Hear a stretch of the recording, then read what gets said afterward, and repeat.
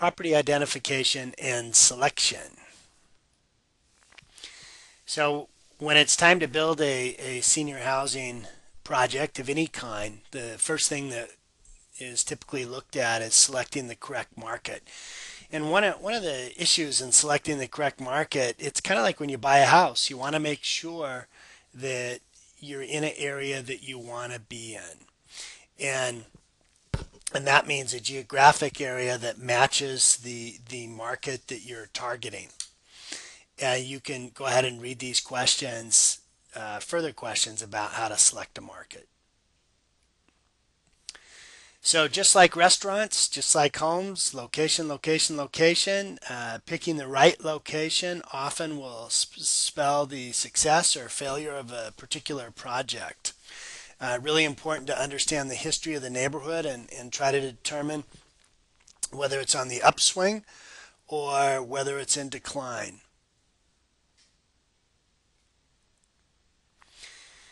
Once you've identified a site that seems to meet your needs, it's important to take a look at the community and try to determine what will the community's reaction be to a senior housing project being built in their neighborhood. Oftentimes communities are fine with senior housing projects because they are preferred over more traffic producing types of options. So when a site is determined and it seems to be a good place and the community seems to be likely to accept the project, the site valuation process begins. And basically it's pretty simple math. You look at zoning laws and what you're able to build on that site and determine how many apartments or units you can build on that particular site, and then divide the cost of the project by the number of units.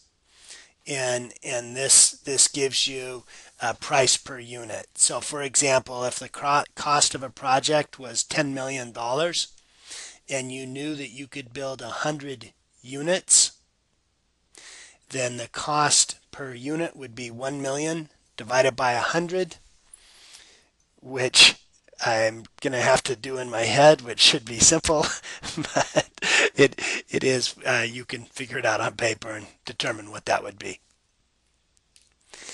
So you've determined a site and it seems like it would generate enough revenue for your particular model. The next thing that's important is understanding zoning and zoning laws. What is the site currently approved for? Can you build up? If so, how many stories? What's the maximum build out of the site is a question that means how much of the existing land can be built upon. And related to that is what is the density of the project? How many units are you allowed to put on each acre? How high can it be? And are there required setbacks from the property boundaries? Environmental impacts, important to understand the impact on the environment because these issues will come up when an environmental impact assessment is done as part of the project. Some of the examples of different kinds of issues that may come up are traditional Native American sites, sometimes burial sites, noise limitations or restrictions. Is there appropriate water? Are these wetlands that are necessary to preserve a certain kind of wildlife? Will your project or building create shading that didn't exist before?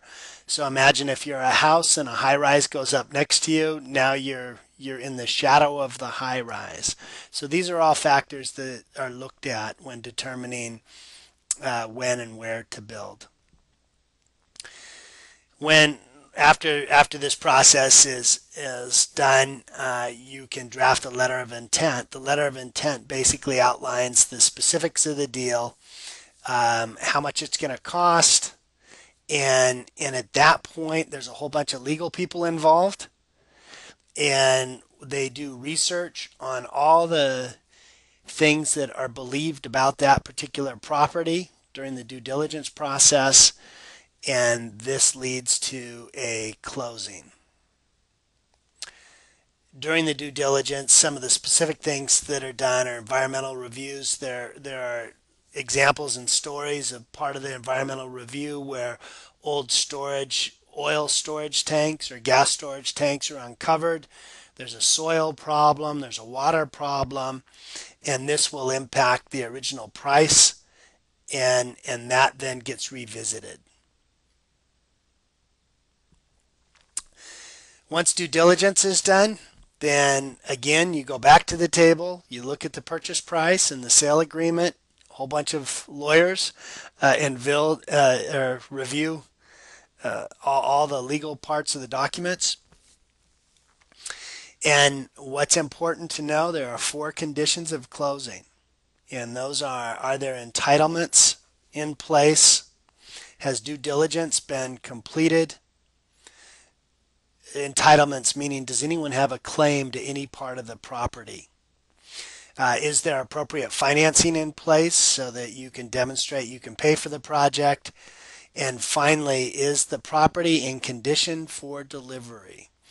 So at the date of closing, does the property look like it looked like upon final review, or has it changed somehow?